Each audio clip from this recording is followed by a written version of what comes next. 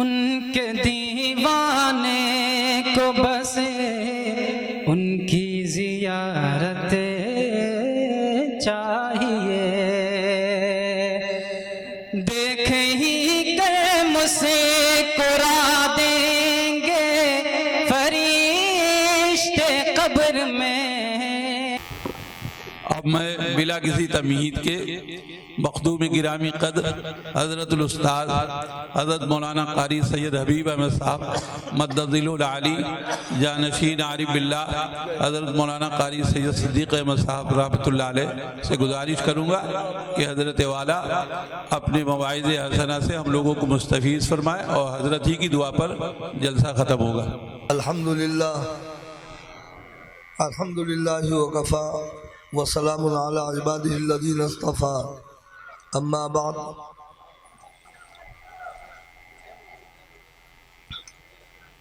اعوذ باللہ من الشیطان الرجیم، بسم اللہ الرحمن الرحیم۔ لقد من اللہ علی المؤمنین اذ بعث فیہم رسولا من انفسہم یتلو علیہم آیاتہ ویزکیہم وَيُعَلِّمُهُمُ الْكِتَابَ وَالْحِكْمَةَ وَإِنْ كَانُوا مِنْ قَبْلُ لَفِي ضَلَالٍ مُبِينٍ۔ وقال النبي صلى الله تعالى عليه وسلم إذا مات الإنسان انقطع عمله إلا من ثلاث، إلا من صدقة جارية أو علم ينتفع به أو ولد صالح يدعو له أو كما قال رسول الله صلى الله عليه وسلم۔ بزرگوں و دوستوں، میں نے آپ کے سامنے ایک حدیث رسول تلاوت کی ہے، تھوڑی سی بات میں عرض کروں گا، آپ حضرات دعا فرمائیں اللہ تبارک تعالیٰ مجھ سے مفید کام کی بات کہلائے۔ مدرسہ احیاء العلوم عربیہ احیاء العلوم سے میں بہت دلینہ واقف ہوں، قابل مبارکباد ہے یہاں کے پڑھنے والے پڑھانے والے ذمہ داران اور بستی کے معاونین اور اس جلسے کے منتظمین کہ آج اللہ تبارک تعالیٰ نے مبارک گھڑی آپ کو دکھائی جس میں آپ کو ایک دھارا۔ ارے بھائی جانے کا ماحول نہ بنائیں، تھوڑی دیر تشریف رکھیں، جانے کا ماحول نہ بنائیں۔ امید ہو گئی انشاءاللہ ہر ایک کے لیے صدقہ جاریہ کا یہ سامان اور اس کی جیگتی اور جاگتی تصویر جو آپ کے سامنے ہوئی، یقیناً آپ کے لیے دل بستگی کے لیے اور سکون کے لیے اس عرفانی اور قرآنی مجلس میں شمولیت انشاءاللہ یہ ایسی عظمت اور بابرکت گھڑیاں ہیں اور ایسی چیز ہے کہ ایسی مجلس ہے کہ لا یشقا جلیسہم ہم القوم لا یشقا جلیسہم کے مصداق ہے، قابل مبارکباد ہے وہ تمام حضرات جن کا اس مدرسے سے کسی درجے تعلق ہے، اعانت کا تعلق ہے، محبت کا تعلق ہے، اور اس مدرسے کے لیے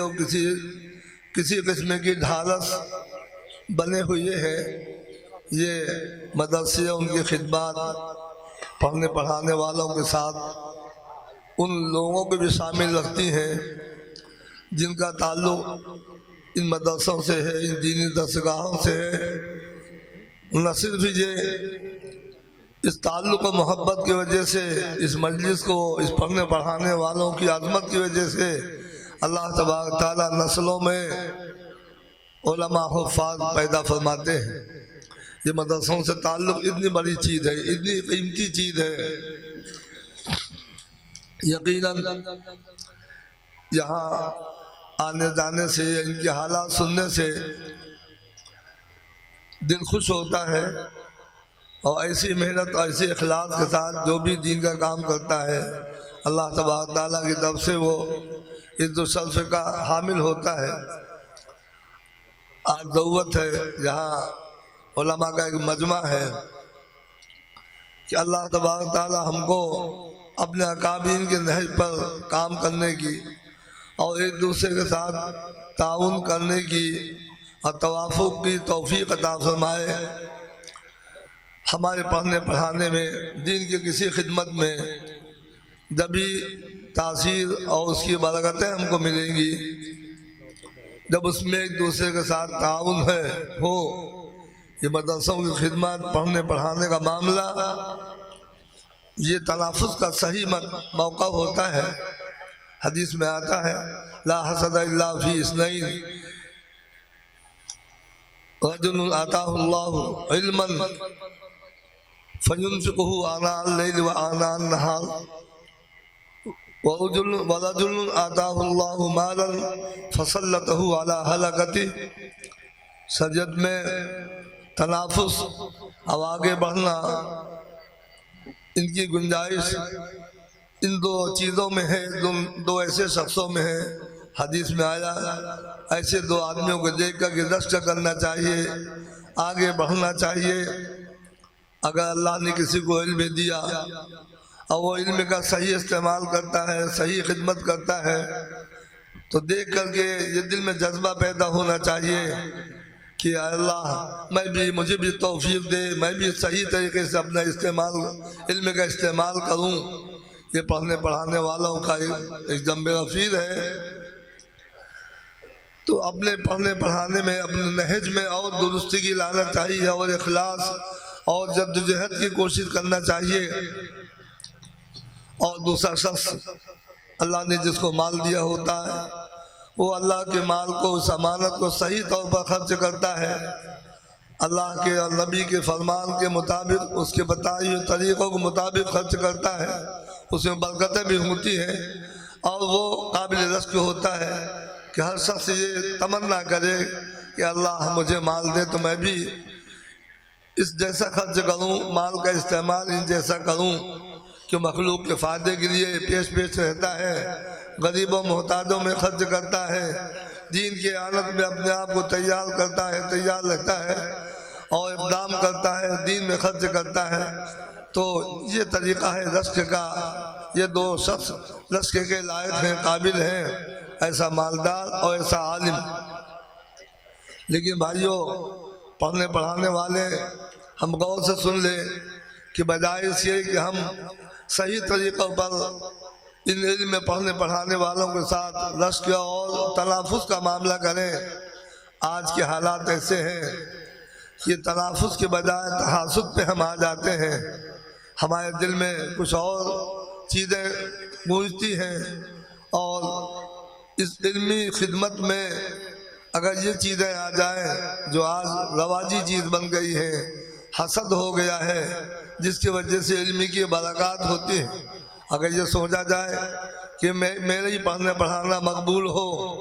میری ہی چرچے ہوں، میرے ہی مدرسے کا چرچا ہو، میری خدمات کا چرچا ہو، یہ تو حسد بہت بری چیز ہے، یہ حسد کے دائرے میں آ جاتی ہے۔ آج پڑھنے پڑھانے کی کثرت ہوتے ہوئے، ایک بڑی تعداد ہوتے ہوئے، چونکہ ہم اس طریقے سے ہٹے ہوئے ہیں، اس لیے چونکہ ہم تنافس کے بجائے تحاسد پہ آتے ہیں، اس لیے ہمارے پڑھنے پڑھانے میں وہ برکتیں نہیں ہیں جو ہمارے اکابرین،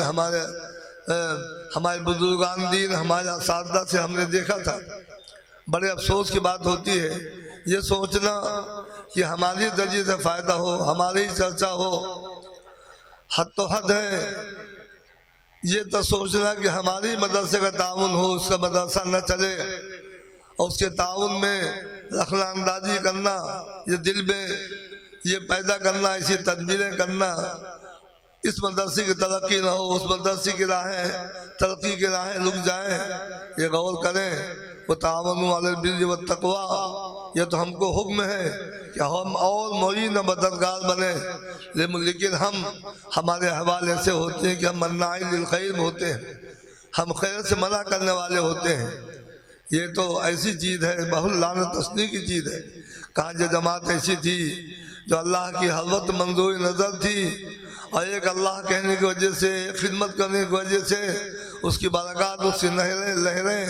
جاری ہوتی تھیں، اور کہاں یہ خام خیالی ہمارے اندر جو پیدا ہو گئی، جس کی وجہ سے یہ ہمارے بغض اور عداوت تک ہم آ گئے، اس کی وجہ سے ہمارا پڑھنا پڑھانا اللہ کے ہاں سے وہ معنی نہیں رکھتا، وہ قبولیت نہیں رکھتا، وہ اس کے برکات نہیں ہوتے۔ اس کی وجہ بہت سی خبریں ایسی ہیں جو بہت ناگزیر ہیں، گھناؤنی شکلیں۔ ایک شخص نے کچھ سنایا کہ ایک مدرسے والے نے، ہمارا تعاون تھا، تعاون کیا کرتا تھا، اچھے انداز میں مدرسے کا کام چلا۔ ایک مدرسے والے کو اچھا سراغ لگی، تجسس کیا کہ اس کے لاہے کہاں سے ہیں، سوتے کہاں سے ہیں، آمدنی کہاں سے ہے، اور پتہ لگاتے لگاتے گیا کہ معلوم ہوا کہ ایک بڑا معاون اس مدرسے کا ہے، تو دروازہ بند کر دیا جائے تاکہ اس کے ذریعے اس مدرسے کی ترقی نہ ہو، اس مدرسے سے خدمت نہ ہو، میرے مدرسے سے ترقی ہو، میرے ہاں کام ہو۔ یہ وہ چیز ہے جو اللہ کے ناپسند ہے۔ اس نے اپنی طرح کوشش کی، یہ خبر ہے، اس نے جا کے تمام برائیاں بیان کی کہ وہ تو وہاں تو ایسا کام ہوتا ہے، ایسا کام ہوتا ہے۔ مدرسہ کے وہ تعاون کو اس نے روک دیا، تو وہ سادہ لوح عوامی آدمی نے کہا کہ مجھے تعجب ہوا ایک عالم ہو کر کے ایسی ایسی باتیں، اور جو میں نے سوچا مولانا کہ میں نے وہاں بھی نہیں دیا، پھر یہ چاہتے تھے کہ وہ تعاون مجھ کو مل جائے، میں نے وہاں بھی نہیں دیا، ان کو بھی نہیں دیا، کیا اثر پڑتا ہے؟ یہ پڑھنے پڑھانے والے غور سے سن لیں، اگر دل میں یہ امنگیں ہیں کہ میری کتاب، میرا درس، میری تقریر، میری لیاقت، میرے طرز تعلیم، میرا طریقہ خدمت، یہ مہی اگر ہوں تو بزرگوں دوستوں یہ حسد تک ہے، یہ حسد تک پہنچا ہے۔ اور حسد جس طریقے سے دنیا کے اور معاشروں میں بری چیز ہے، اسی طریقے سے یہ پڑھنے پڑھانے والوں کا حسد ایک دوسرے سے یہ غبطہ تک نہیں ہے بلکہ حسد تک ہوتا ہے۔ آج ہم اس کا شکار ہو رہے ہیں۔ بہت سی اس طرح کی خبریں ہیں کہ کسی کی عزت نہیں دیکھی گئی، کسی کی شہرت نہیں دیکھی گئی، تمام طرح سے اس کی برائیاں لاتے ہیں، اس کا نتیجہ اپنے حق ہی میں غلط پڑتا ہے۔ اس لیے وہ تعاونوا علی البر والتقویٰ کے ہم مصداق رہیں، مناع للخیر کی مصداق نہ ہو۔ ہم کو تو ان طریقوں کو اپنانا چاہیے جو طریقے دین میں معید مددگار ہیں، بجائے اس کے کہ ہم سوچتے کہ اللہ کی طرف سے مقبولیت اس کی عمل کی کیوں ہے، اس کے طریقے تعلیم کی کیوں ہیں، اس کے مدرسے کے اور اس کی تعلیم و تربیت کے چرچے کیوں ہیں۔ ہم بھی اس نہج کو اختیار کریں، ہم بھی اس طریقے سے تعلیم دیں، بجائے اس کے ہم حسد پہ آ جاتے ہیں، حسد کے شکار ہو جاتے ہیں۔ تمام ہم جیسے لوگ بہت سے اس میں اور آ جاتے ہیں، اور بہت سی اس طرح کی شکایتیں ہوتی ہیں۔ عام طور پر حسد، اس کی شہرت دیکھ کے حسد، اس کا مدرسہ دیکھ کے حسد، تجسس میں لگتے ہیں۔ یہ پڑھنے پڑھانے والوں کو شیوا نہیں ہے۔ آدمی جب تک یہ سمجھے گا، اپنے میں اندر تواضع، سامنے والے کی بڑائی، اس کا لحاظ رکھے گا، تبھی اللہ اس سے کام لے گا۔ اس کی بڑی مثالیں ہیں۔ والد صاحب علیہ الرحمہ سے اللہ نے کام لیا، اور یہ وصف ہے تواضع کا جو اس علم کا خاصہ ہے۔ علم معرفت پڑھنے کے بعد اور تواضع اور انکساری اور حیث اپنے اندر کچھ نہ ہوئی، یہ نہ پیدا ہو تو پھر علم کا حق ہی نہیں ادا ہوا۔ والد صاحب علیہ الرحمہ بہت سے اپنے ہم عصر ساتھیوں کو استاد کہہ دیتے تھے، تو بہت سے لوگ کہیں، ایک آدھ سوال میں نے بھی کیا کہ والد ابا جی یہ تو آپ کے ساتھ کے پڑھے ہیں، آپ استاد کیوں کہتے ہیں؟ استاد تو نہیں پتہ لگا لیا؟ کہا نہیں، استاد نے کیوں نہیں کہے؟ کچھ تو فائدہ مجھے ہوا ہوگا۔ معاملہ کیا تھا؟ اپنے کو بنانا سنوارنا مقصد تھا، ورنہ یہ عجب اور کبر اتنی بری چیز ہے، کسی عمل میں ٹکتی نہیں ہے، کسی عمل کو قبولیت کے راہ پہ نہیں لاتی۔ اس لیے الحسد یاکل الحسنات کما تاکل النار الحسد، حسد اگر پیدا ہو جائے تو وہ تو کسی نیک عمل کی توفیق ہی نہیں ہوتی، بس یہ ڈھیڑ بن میں آدمی رہتا ہے، اس کی ہتک ہو جائے، اس کی انسلٹ ہو جائے، اس کی بے عزتی ہو جائے۔ فرماتے ہیں یہ حسد اتنا بڑا مرض ہے، اگر یہ پیدا ہو جائے اس کے ساتھ ساتھ کتنے بھی بڑے بڑے اعمال ہوں، لیکن یہ حسد اتنا گھن ہے، یہ مرض اتنا مہلک مرض ہے، اس مرض کے ہوتے ہوئے کوئی بھی حسنات، کوئی بھی بڑا سے عمل قابل قبول نہیں ہوتا۔ الحسد یاکل الحسنات کما تاکل النار الحطب، جس طرح آگ بڑے بڑے لکڑی کے کندوں کو کھا لیتی ہے، تو اگر حسد کسی سے ہو جائے تو وہ حسد کھا لیتا ہے، اعمال کو کھا لیتا ہے۔ اس لیے مومنین کے خاصے میں اللہ کے رسول صلی اللہ علیہ وسلم نے فرمایا تَرَى الْمُؤْمِنِينَ فِي تَرَاحُمِهِمْ وَتَوَادُّهُمْ كَالْجَسَدِ الْوَاحِدِ إِذَا اشْتَكَى عُضْوُهُ اشْتَكَى كُلُّهُ۔ مومنین کی مثال آپس میں محبت اور الفت میں، ایک دوسرے کے ساتھ رحم کرنے میں، ایک دوسرے کے غم میں شریک ہونے میں، آپس میں محبت میں، اس طریقے سے مثال ہے۔ اللہ کے رسول صلی اللہ علیہ وسلم فرماتے ہیں کہ تم دیکھو مومنین محبت میں ایسے ہیں، آپس میں ہمدردیاں، آپس میں ایک دوسرے کے ساتھ رحم دلی میں، اس طریقے سے نمونہ ہوئے مومنین کا کہ جس طریقے سے ایک جسم ہے اور اس کے ایک عضو ہے کہ اگر ایک عضو کو کوئی تکلیف ہوتی ہے تو پورا جسم نہیں سوتا۔ قال النبی صلی اللہ علیہ وسلم المؤمن للمؤمن کالبنیان یشد بعضهم الی بعض۔ مومن کی مثال مومن کے لیے ایسی ہے جیسے دیوار کی اینٹیں ایک دوسرے سے جڑی رہتی ہیں اور دیوار کو مضبوط کرتی رہتی ہیں، اگر ایک اینٹ بھی کھسک جائے تو دیوار کمزور ہوتی ہے۔ نبی علیہ الصلوۃ والتسلیم کے یہ وہ مثالیں، وہ یہ تعلیمات ہیں کہ کسی انسان کے ساتھ آپ ہمدردی اور اس طریقے کے جذبہ رکھیں تو انشاءاللہ آپ دنیا میں سب سے دعا لینے والے بن جائیں گے۔ لیکن آج نفرت کی دیواریں، نفرت، حسد، بغض اور اپنے کو بڑا سمجھنا، اپنے سامنے والے کو ہیچ و کمتر سمجھنا، یہ اور اس کی عزت سے کھیلنا، یہ اتنی بری چیز ہے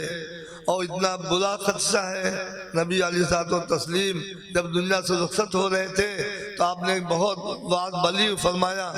اور آپ نے اس بات کا خدشہ اظہار فرمایا کہ ایسا نہ ہو کہ تم میرے جانے کے بعد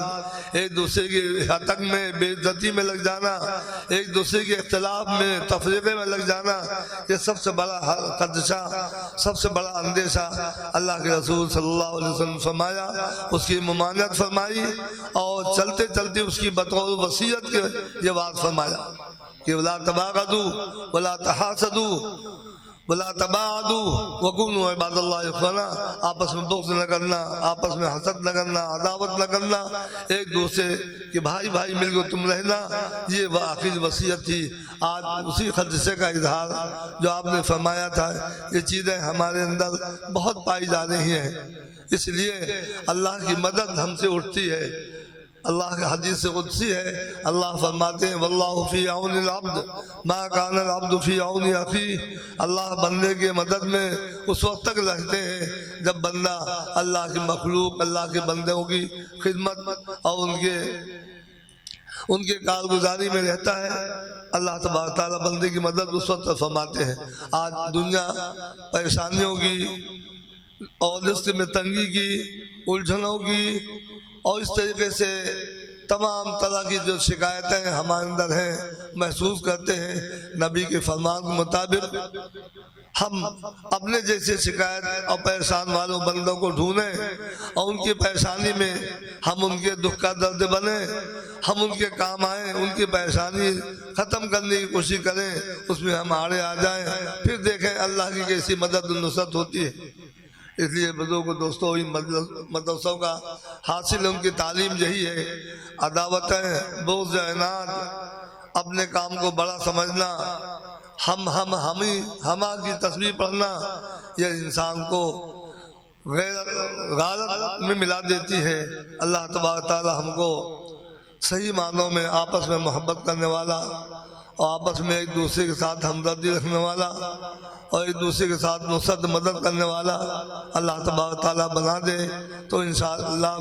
پھر چین ہی چین ہے، سکون ہی سکون ہے۔ تمام اعمال کا نتیجہ اور ثمرہ ہمارے سامنے ہے۔ آج بڑے بڑے اعمال کا نتیجہ ثمرہ ہمارے سامنے نہیں ہوتا، ہمارے پڑھنے پڑھانے میں اس بات کو میں دہراتا ہوں کہ بہت سی ایسی معاملات ایسے آتے ہیں، دل میں بات گزرتی ہے کہ ہماری ہی مدرسے کی ترقی ہو، ہماری ہی ترقی ہو، ہمارے ہی گن گائے جائیں، ہمارے ہی گیت گائے جائیں، ہماری تقریر اور تدریس ہمارے اور دینی کسی بھی خدمت کا ہمارے ہی چرچا ہو، یہ بہت بری لت ہے، بہت بری بات ہے۔ اللہ کی نصرت و مدد اٹھنے کی چیز ہے، اس لیے اب وقت کم ہے، میں نے اسی باتوں پہ تو ہمارے مدرسوں کا ایک دوسرے کے ساتھ تعاون کا تعلق ہونا چاہیے۔ ہم ایک دوسرے کے تعاون کی فکر میں کریں گے تو انشاءاللہ ہماری محنت